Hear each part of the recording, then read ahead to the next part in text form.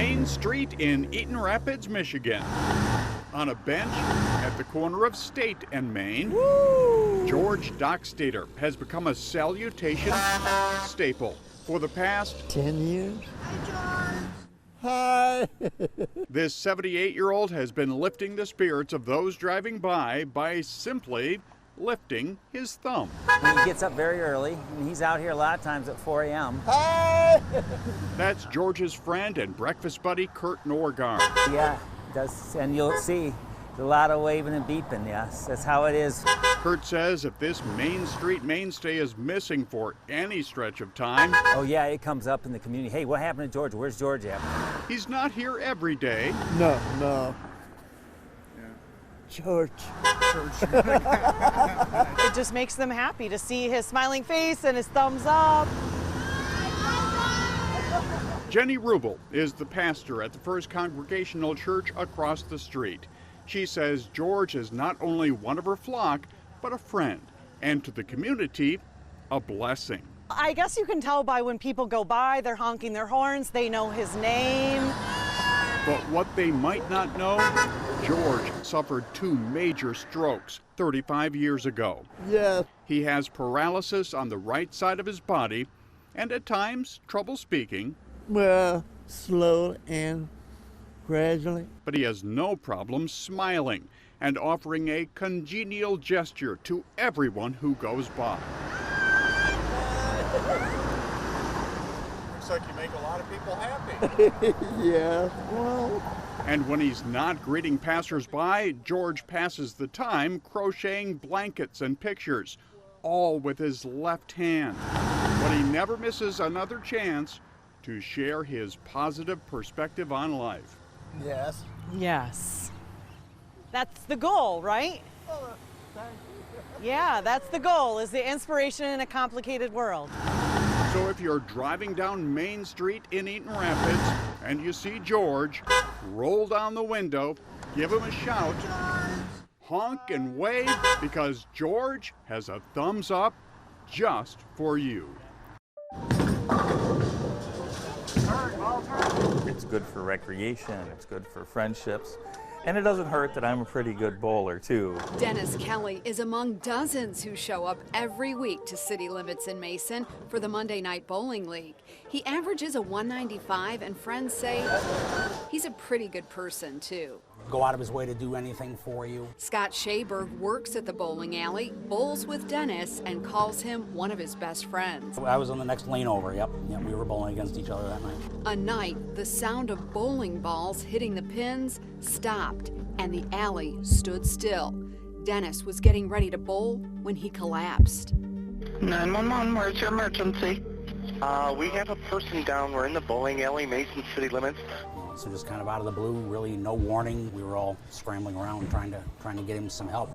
Kevin Ammerman was not supposed to be there that night. He agreed to substitute on a team and was about 10 lanes down from Dennis. Being a retired paramedic, I kind of made my way down there to see what was going on. Dennis had suffered sudden cardiac arrest. Is he conscious right now? Is he awake? Nope. Right now Okay. I don't have a pulse. I'm starting CPR on him. At that point I started CPR right away. There was an off-duty county deputy that was here having dinner, so he came out. One of the things they asked like right away when he went down, is there an AED in this facility? And everybody was looking around and they couldn't find one. Go ahead with your plate. At just that moment, a deputy just down the road heard the call on his radio. He just happened to be in the right place. Deputy Bellinger was driving by and had the AED with him, and that was critical. All right, keep going straight ahead, they'll tell you. Yeah, I got CPR in progress. We started CPR, brought him back, and now we have to start it again. So we all carry AEDs on patrol with us. That way, anytime we get a call, regardless of if someone has an AED or not, we're able to bring ours in.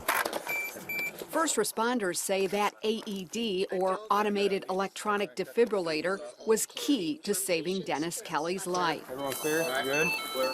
Shocking? Shock delivered. Okay, second shock. I think it ended up delivering 4 shocks total, but when they loaded him in the ambulance, he actually had his heart rate back. 1, 2, 3. By his side in the ambulance, his buddy Scott, on the phone with Dennis's wife. Most people, your brain automatically goes to the worst case scenario. And that's what I was thinking. I was like, oh my God, what am I gonna do? A wife who battled cancer for 2 years and just celebrated her final treatment.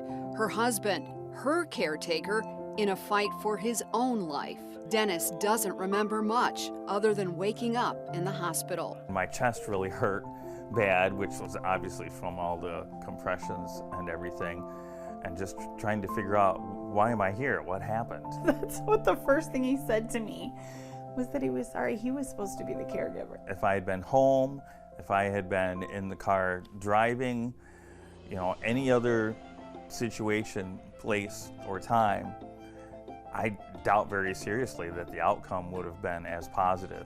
3 men in the right place at the right time with the right skills.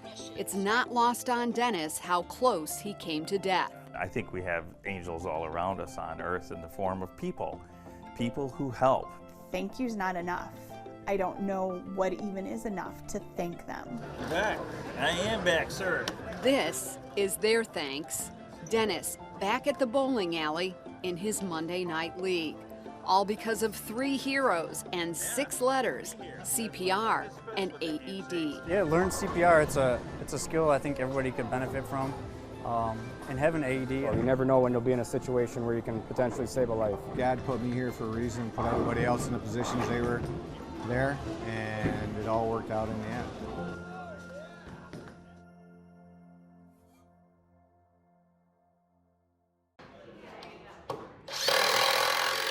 Concord Middle School. Mike Arbuckle's industrial arts class. These students aren't making lamps or magazine racks. They've ramped up their project priorities to help one of their own. This is 4th grader Nevaeh Steers. Her dad, Kelly, was in a bad car accident earlier this year that left him broken and bruised with a traumatic brain injury. As he recovers, his 10-year-old daughter has just one wish. Him probably being able to come home on Christmas. That's the wish. Yeah. Holiday hope that soon became her schoolmates' marching orders. Like Santa's elves on a mission, they hauled those boards they've been working on in the classroom to Nevaeh's grandma's house down the road. And then began working on that wish. From the deck boards to the handrails, they did their level best. We'll be screwing that in right there. To build a wheelchair ramp so Nevaeh's dad can roll home for Christmas.